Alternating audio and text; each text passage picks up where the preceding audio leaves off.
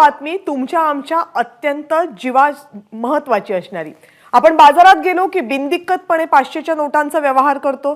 बाजारात कुणी 500ची नोट तुमच्याकडे दिली तर तुम्ही कुरबुर न करता स्वीकारता सुद्धा।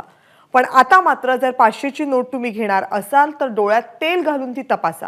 आणि याचं कारण आहे महाराष्ट्रामध्ये झालेला बनावट नोटांच्या कारखान्याचा पर्दाफाश। आणि हा कारखाना बाकी कुठे नाही, पुण्यामध्ये सापडलाय। बघूयात पुणे ते चीन असं कनेक्शन असलेल्या बनावट नोटांचा काळा बाजार नेमका कसा झालाय, स्पेशल रिपोर्ट मधून। 500 रुपयांची खरी नोट ओळखा। पिंपरी चिंचवडमध्ये बनावट नोटांची टांगसाळ।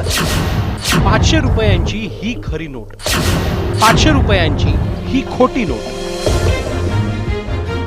या दोन्ही नोटा एकत्र पाहिल्या तर यातला फरक लक्षात येणार नाही। धक्कादायक बाब म्हणजे अशा बनावट नोटा सध्या बाजारात आहेत।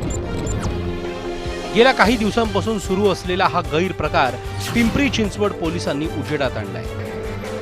खोट्या नोटांची छपाई सुरू असतानाच पोलिसांनी छापा टाकला।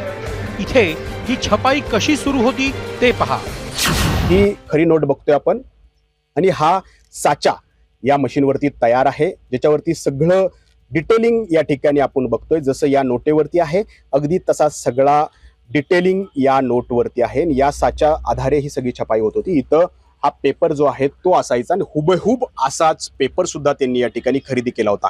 अलीबाबा या वेबसाईटवरून थेट चीनवरून या पेपरची खरेदी करण्यात आली होती। या अनुषंगाने चीनकडे या तारची माहिती कशी पोहोचली याचाही तपास आता पिंपरी चिंचवड पोलिसांकडून केला जाणार आहे।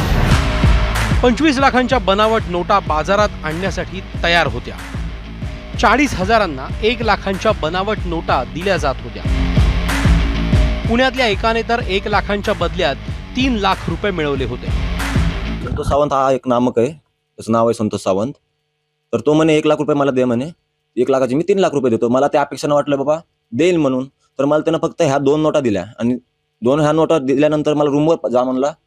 कसबा विधानसभेत मी राहतो, आलो पाहिलं, नंतर कॉल उचलला गेला, काहीच नाही। त्याला जेव्हा कळलं की हे मनसेने विषय घेतलाय, तो पळतो इकडं तिकडं, तर मला वाटतं ह्याच्यामध्ये एक मोठं रॅकेट आहे।